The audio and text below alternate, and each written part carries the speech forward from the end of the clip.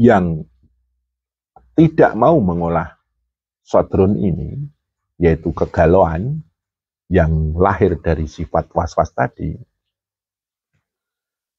dari penderitaan yang sangat dalam, dari ketakutan, dari kegalauan yang sangat dalam, akan memunculkan satu trauma-trauma tertentu.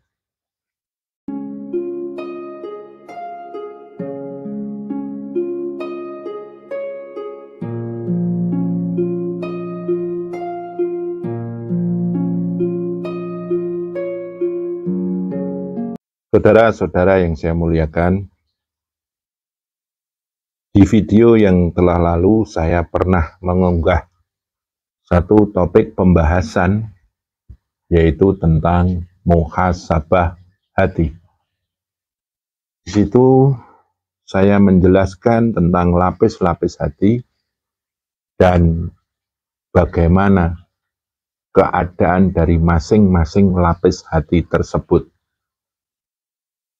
Bicara tentang hati, ada yang membagi hati itu menjadi 4 lapis. Ada yang membagi menjadi 7 lapis, dan ada yang membagi menjadi 9 lapis. Ini tidak menjadi satu bahan berbantah-bantahan, tapi orang-orang tasawuf, orang-orang tarekat, membagi lapis-lapis hati itu adalah sebagai satu sarana agar kita mudah mengenali jati diri kita, terutama mengenali keadaan hati kita masing-masing. Adapun kebetulan saya membagi lapis hati itu menjadi 4, yaitu sodrun, qalbun, fuad, lubab. Keadaan dari 4 lapis tersebut, yang namanya sodrun itu mempunyai sifat dasar tempatnya was-was, yuwas wisufi sudu rinas. Qalbun mempunyai sifat dasar suka membulak-balik. Fuad mempunyai sifat dasar sebagai furqon atau pembeda atau pemilah. Yang terakhir, lubab adalah lapis yang menyambungkan rasa, menembus rasa kita, menyambungkan pribadi kita kepada Allah Subhanahu wa Ta'ala. Saudara-saudara yang saya muliakan, dari 4 lapis hati tersebut dan dengan keadaannya masing-masing, itu perlu satu pengolahan, satu pendidikan, satu penataan. Masing-masing mempunyai tata caranya sendiri-sendiri. Tujuan dari mengolah hati, mendidik hati, menata hati ini agar hati ini benar-benar maksimal mendukung kualitas pribadi kita dan memaksimalkan perjalanan kita untuk menembus alam qurbah, dekat dengan Allah. Yang pertama saya bahas adalah sodrun. Sodrun ini tempatnya was-was, bersifat suka was-was, yuwas wisufi sudurinas. Di dalamnya secara alamiah manusia secara umum mempunyai satu keadaan, yaitu takut, resah, gelisah, khawatir, was-was, kemudian dia resah, gelisah, dan lain sebagainya, akhirnya menjadi satu titik keadaan yang disebut kegalauan. Kita perlu mengolah dan menata sodrun ini. Allah itu maha welas asih dan memberikan sodrun ini kepada manusia agar manusia itu mempunyai kualitas tersendiri dari pengolahan dan latihan sodrun ini. Kita mempunyai ketakutan, keresahan, kebimbangan, kegalauan, dan lain sebagainya. Itu kalau kita mampu mengolah sodrun ini, kita akan menjadi orang-orang yang hati-hati. Hati ini maksudnya kita selalu melakukan satu perhitungan, satu perembukan dengan hati kita. Dan akhirnya kalau kehati-hatian ini menjadi satu hal yang menjadi kekuatan diri kita, kehati-hatian ini akan menjadi satu sifat waspada. Dan kewaspadaan inilah membuat diri kita itu terjaga dari keadaan yang membuat kita celaka, membuat kita itu terjerumus dalam kegelapan. Orang yang bisa mendidik sodrun ini, dia akan dengan sifat-sifat dasar sodrun ini yang selalu was-was dan suka melahirkan sifat galau ini, kehati-hatian akan menjadi satu refleksi dalam dirinya. Dan kewaspadaan pun akan menjadi satu refleks, suatu hal yang refleks muncul dalam dirinya. Dan akhirnya, keselamatan itu pun akhirnya menjadi refleksi dalam dirinya. Entah dalam bertingkah laku, berbuat, mengucap, melihat, mendengar, berpikir, mereka lebih hati-hati dalam melakukan semuanya itu. Lebih waspada. Dan otomatis kewaspadaan ini akan mengarahkan kita kepada jalur yang terselamatkan. Adapun orang-orang yang tidak mau mengolah sodrun ini, yaitu kegalauan yang lahir dari sifat was-was tadi, dari penderitaan yang sangat dalam, dari ketakutan, dari kegalauan yang sangat dalam, akan memunculkan satu trauma-trauma tertentu. Orang tersebut akan berlarut-larut dalam kesedihan, ketakutan, kegalauan. Akhirnya stres akan menekan hatinya. Stresor yang menekan hati ini akhirnya membuat hati ini sakit, tidak berdaya. Dan lebih parah lagi, kalau kita tidak bisa memanajemen sodrun, maka akan muncul yang namanya sifat putus asa. Maka kita selaku manusia diberikan pikiran oleh Allah, diberikan rasa oleh Allah.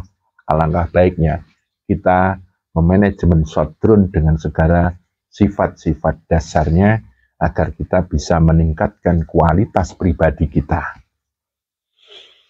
Selanjutnya kita bahas yang namanya kolbun. Kolbun ini sifatnya bolak-balik. Kalau kusuk kayak apa kusuknya, kalau lagi males kayak apa malesnya, kalau lagi seneng kayak apa senengnya. Tapi kalau lagi sedih, bagaimana dia meratap. Jadi hati ini bolak-balik terus. Karena bolak-balik, kadang dia bergerak tanpa rating. Sekarang senang, tahu-tahu sedih. Sekarang bahagia, tahu-tahu menderita. Ya seperti itu. Hati ini suka bolak-balik. Apabila kolbun ini sudah dapat kita olah, dapat kita latih, dan kita didik, maka kolbun yang mempunyai sifat dasar bolak-balik ini akan mempunyai, atau istilahnya melahirkan satu sifat lentur. Hati yang lentur, ini hati yang mudah menyesuaikan diri dengan kesedihan dan kesenangan, dengan kebahagiaan dan penderitaan, dengan warna gelap dan terang. Hati yang lentur ini karena sudah terlatih dan terdidik, terolah menghadapi situasi dan kondisi yang mudah berubah dan sulit diprediksi. Kita tahu yang namanya nasib itu misterius. Kita nggak bisa memprediksi masa depan kita. Kita tidak bisa memprediksi apa yang akan terjadi besok hari. Bahkan ada yang mengatakan, detik yang sudah berlalu dan 1 detik yang belum kita dapatkan itu semuanya bukan kuasa kita. Jadi kolbun yang lentur ini akhirnya bisa menjaga diri kita dari keadaan, situasi yang benar-benar mudah berubah. Kolbun ini akan membentuk satu sifat pribadi yang mudah menyesuaikan diri. Menyesuaikan diri dengan situasi dan kondisi, menyesuaikan diri dengan nasib dan keadaan, menyesuaikan diri dengan lingkungan yang baru, lingkungan sekitar, menyesuaikan diri dengan orang lain, menyesuaikan diri dengan makhluk lain, dan menyesuaikan diri dengan apa yang terjadi di alam semesta ini. Kolbun yang lentur ini akan membuat diri kita lebih bijak dalam menghadapi situasi dan kondisi yang berubah-ubah, karena dia mudah untuk menyesuaikan diri. Selanjutnya kita bahas yang namanya fu'ad. Fu'ad ini adalah sebagai furqan atau pembeda. Furqan ini bermakna sebagai satu daya pemetaan. Karena sodrun yang sudah terlatih dan terdidik, kolbun yang sudah terlatih dan terdidik, maka fu'ad ini akan mudah membuat satu pemetaan, satu mapping arah ke depan.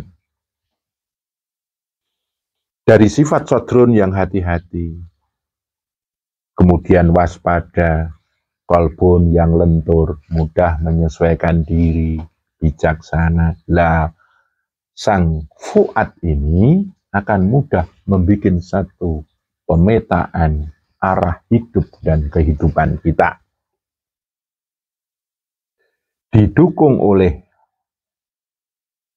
maksimalnya daya sodrun dan kolbun ini, sang fu'ad bisa tahu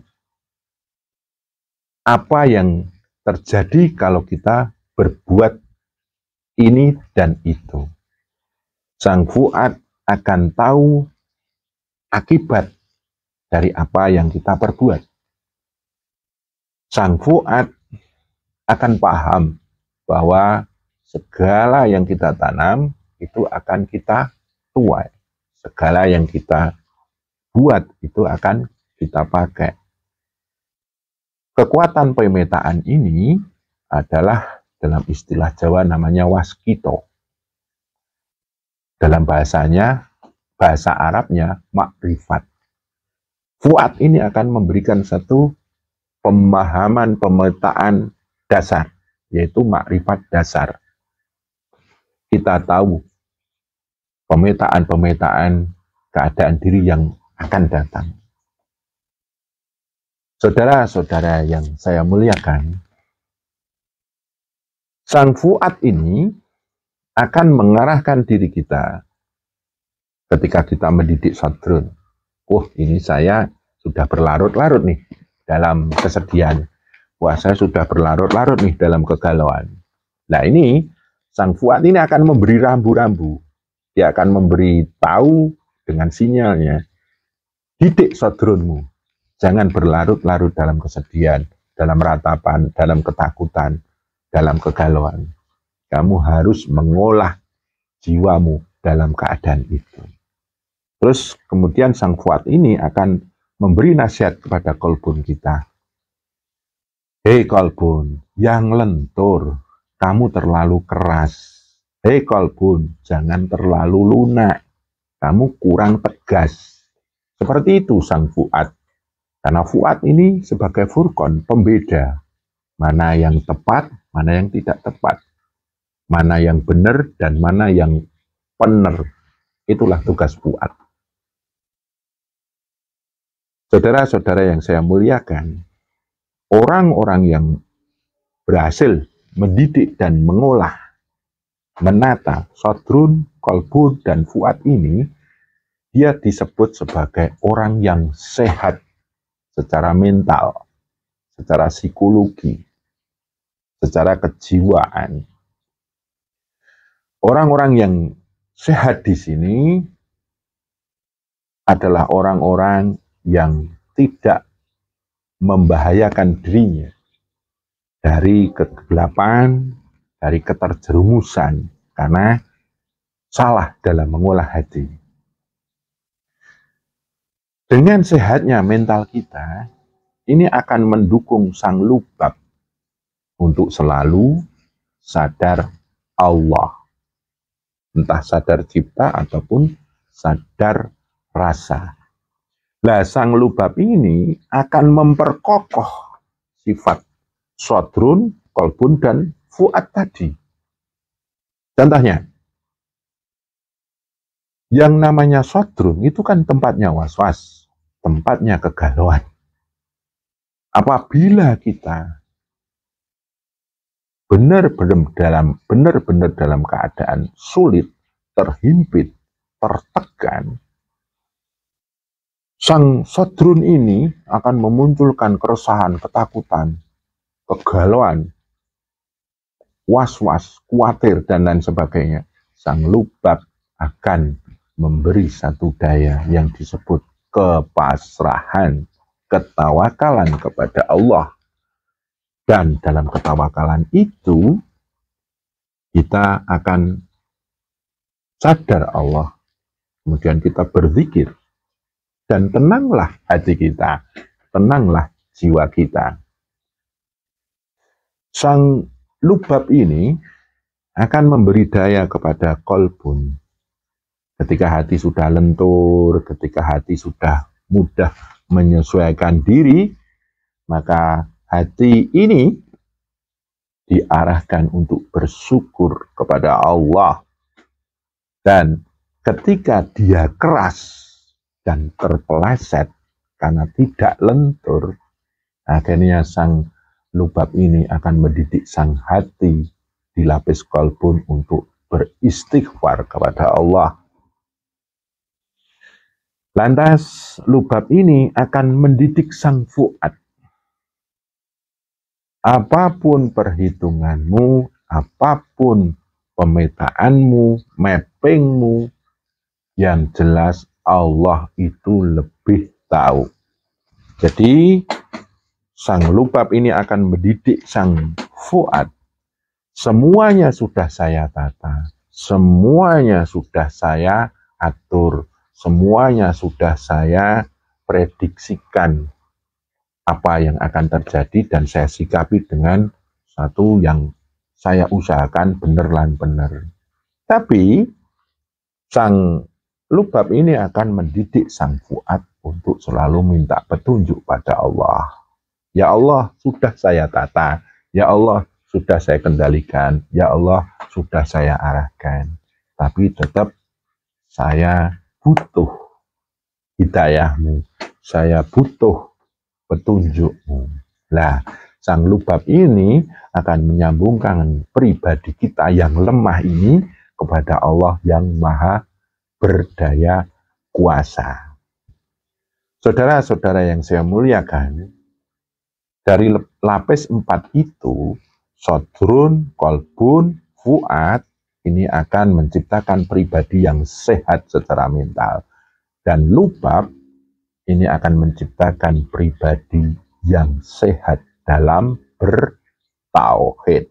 Dan akhirnya, perjalanan pribadi kita menuju alam qurbah untuk dekat kepada Allah itu akan mudah. Seperti ini, saudaraku, sedikit tata cara sederhana bagaimana kita bermuhasabah hati, kita berintrospeksi hati, mengkaji hati kita, agar benar-benar hati ini menjadi satu daya kekuatan pribadi kita, menjadi satu kualitas pribadi kita, agar bisa dilayakkan oleh Allah, agar dekat kepadanya, dan menerima kasih sayangnya. Itu saudaraku, kurang lebihnya mohon maaf, dan semoga bermanfaat. Matur nuwun.